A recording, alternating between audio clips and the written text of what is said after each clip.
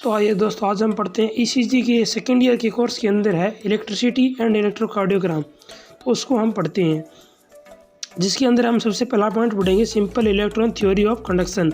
तो simple electron theory है, उसके बारे में हम पढ़ेंगे, वो क्या है क्या नहीं है उसको हम समझेंगे। तो उसके लिए मैंने कुछ पॉइंट बनाई है, इंपॉर्टेंट पॉइंट है वो, तो आप देखो उनको, हम देखते हैं। ओके, तो सबसे पहले पॉइंट है all material made up of atom. जो भी वस्तु हमारी दैनिक जीवन में लगभग टोटल जो भी यूज होती है वो छोटे छोटे एटम से बनी मिलकर ही वो पूरी वस्तु का निर्माण होता है। Atom made up of electron, neutron and proton. Atom है वो इलेक्ट्रॉन, न्यूट्रॉन एंड प्रोटॉन से मिलकर बनता है और बहुत सारे एटम से मिलकर एक वस्तु बनती है, मटेरियल बनता है। Okay, atom have a central part which have all neutron and proton. Atom के जो बीच का सेंटर का पार्ट होता है उसमें न्यूट्रॉन और प्रोटॉन उपस्थित रहते हैं। Okay, total mass of atom are place in this centre. जो एटम का टोटल मास है वो एटम के सेंटर में, बीच में ही प्रेजेंट रहता है। This centre part R nucleus. तो इस सेंटर पार्ट को न्यूक्लियस कहते हैं।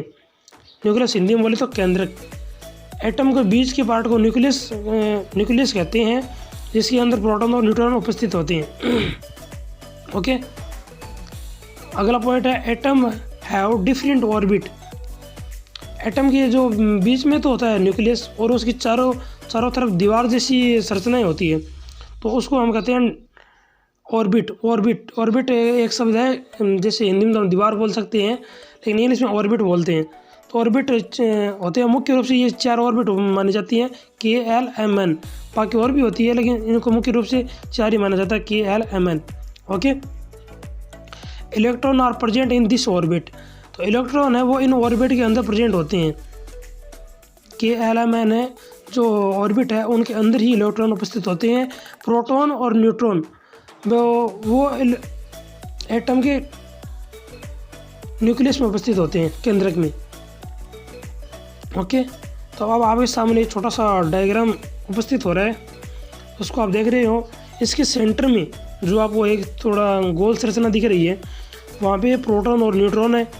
ये पूरा न्यूक्लियस के सेंटर में प्रोटॉन और न्यूट्रॉन है, और इसके चारों तरफ जो ऑर्बिट है, इन ऑर्बिट के अंदर जो आपको छोटे छोटे बिंदु दिख रहे हैं वो है इलेक्ट्रॉन।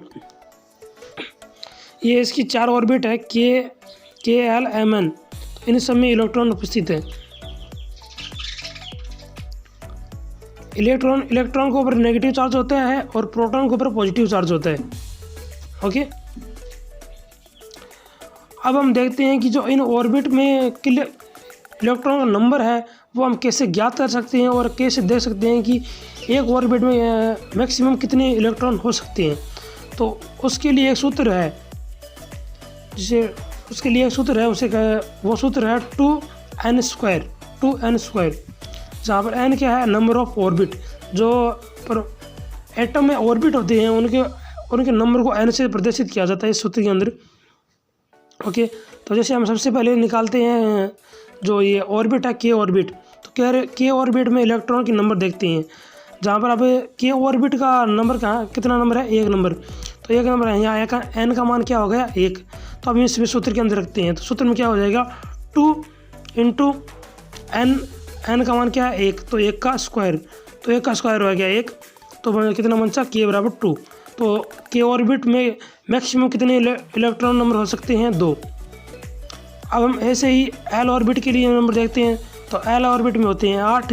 ऐसे ही अगर हम देखें number of electron M orbit में, तो M ऑर्बिट में यही अगर 3 नंबर है, वो 3 नंबर ऑर्बिट है, तो यहाँ पर n का मान 3 रखते हैं, तो हमारा नंबर ऑफ इलेक्ट्रॉन के मैक्सिमम इलेक्ट्रॉन और नंबर 18 आते हैं।